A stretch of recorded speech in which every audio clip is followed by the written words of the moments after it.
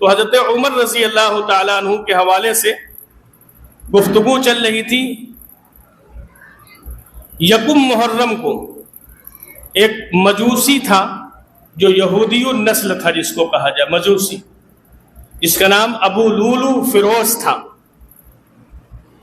حضرت مغیرہ ابن شعبہ کا وہ غلام تھا، وہ کچھ چیزیں بناتا تھا جس سے روزانہ 2 درہم مغیرہ ابن شعبہ لیتے تھے۔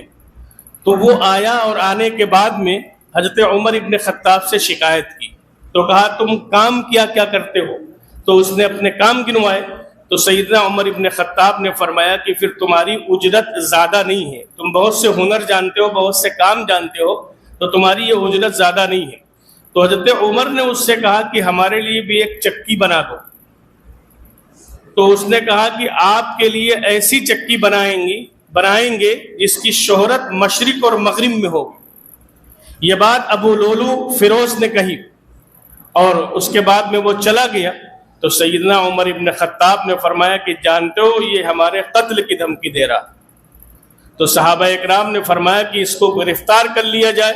تو سیدنا عمر ابن خطاب نے فرمایا کہ ابھی جرم نہیں ہوا ہے، جب جرم نہیں ہوا تو گرفتاری کس بات کی؟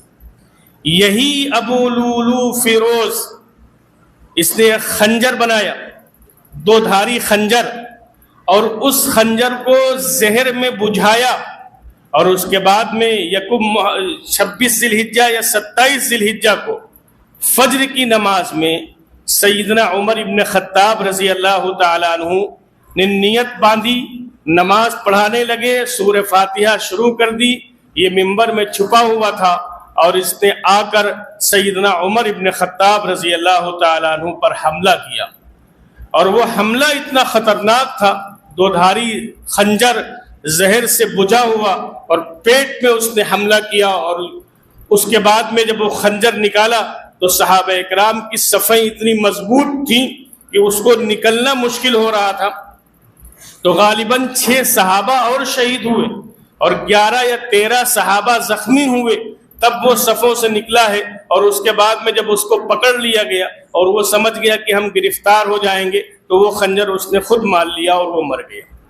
عمر ابن خطاب مصلی پر پڑے ہوئے ہیں، عبد الرحمن بن عوف رضی اللہ تعالیٰ عنہ آگے بڑھے اور انہوں نے مختصراً فجر کی نماز مکمل فرمائی۔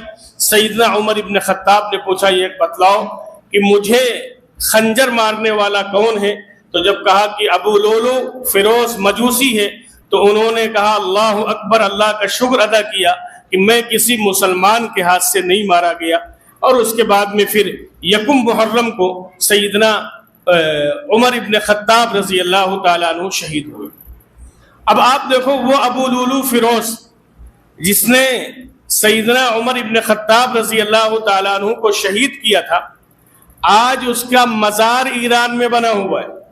اسی ابو لولو فیروز کا مزار ایران میں بنا ہوا ہے، اور یہ یہودی جا کر اس کی مزار کی، اس کی قبر کی زیارت کرتے ہیں، اور اس قبر پر لکھے ہوئے حضرت ابو لولو فیروز، حضرت ابو لولو فیروز۔ کیوں؟ وہ خوش ہیں کہ اس نے سیدنا عمر ابن خطاب رضی اللہ تعالیٰ عنہ کو شہید کیا تھا، تو اس پر باقاعدہ وہ خوشی منا رہے۔